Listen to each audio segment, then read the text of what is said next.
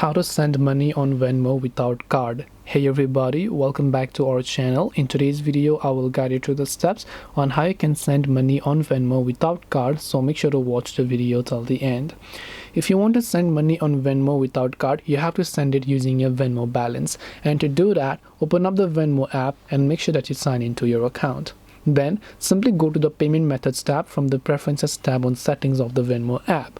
Once you go to payment methods, you can simply go ahead and select the pay or request option. So you can tap on pay or request. Then you can just go ahead and select the person whom you want to send the money to. Then select the amount of money and what is it that you're trying to send. Then after that, just tap the pay option. This way you can simply pay them using your Venmo balance if you don't have your card. This way you can go ahead and then basically send money on Venmo without card. Hope this video was very helpful. If you have got any more questions, then feel free to also leave them down in the comment section below. Thank you for watching till the very end of this tutorial, and see you soon in our next video.